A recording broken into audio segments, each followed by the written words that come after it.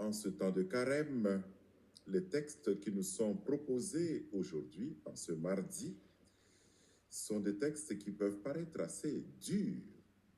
La première lecture, celle tirée du livre du prophète Isaïe, on dirait que nous sommes vraiment comparés au peuple de Sodome et de Gomorrhe. Et lorsque on pense à ce qui est arrivé au peuple de Sodome et de Gomorrhe, lorsqu'on pense aux agissements du peuple de Sodome et Gomorrhe, on peut dire, mais waouh, c'est dur. Et le texte de l'Évangile qui parle des scribes et des pharisiens.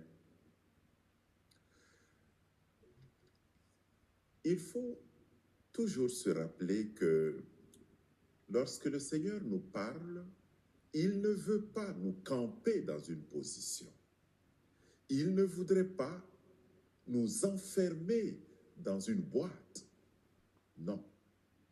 Le Seigneur veut notre bien, toujours.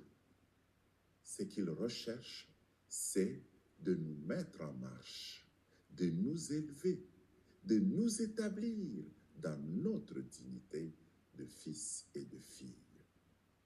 Il veut que nous puissions toujours rester en communion avec lui. Le temps de carême, c'est le moment favorable pour nous. Et la parole de Dieu nous est donnée justement pour que nous puissions profiter de cette opportunité pour nous ajuster à la volonté de Dieu, ou même nous laisser ajuster, nous mettre sur la longueur d'onde de Dieu pour accueillir sa parole. Le texte de l'Évangile d'aujourd'hui nous parle de celui qui s'élève et qui est abaissé, et celui qui s'abaisse et qui est élevé. Durant ce temps de carême, ici à la cathédrale, nous avons choisi de regarder le crucifié. Le crucifié, c'est notre thème du carême de cette année. Or, lorsque nous regardons le crucifié, nous savons, chacune et chacun d'entre nous, que c'est lui qui s'est donné en modèle par excellence, qui s'est abaissé, qui s'est humilié et qui a été élevé. Donc, si nous regardons le crucifié, nous retrouvons le modèle que Dieu lui-même nous donne dans notre marche vers lui, dans notre cheminement.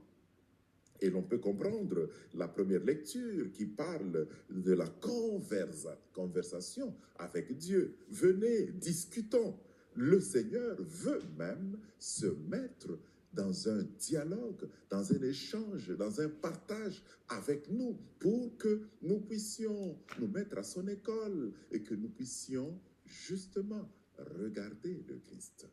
Regarder le Christ qui se donne comme modèle. Et que nous nous mettions à sa suite, que nous puissions marcher à sa suite, lui le maître par excellence, pour nous mettre à l'école de l'humilité, à l'école de l'accueil de Dieu dans notre vie pour être élevé, justement. Que cette célébration en ce temps de carême soit une occasion favorable pour chacune et chacun d'entre nous. Un moment où nous nous laissons enseigner par Dieu, un moment où nous accueillons de lui cette mesure qui est sans mesure, qui est débordante, cette mesure de grâce qui nous permet de rentrer dans la cohérence d'une vie ajustée à Dieu.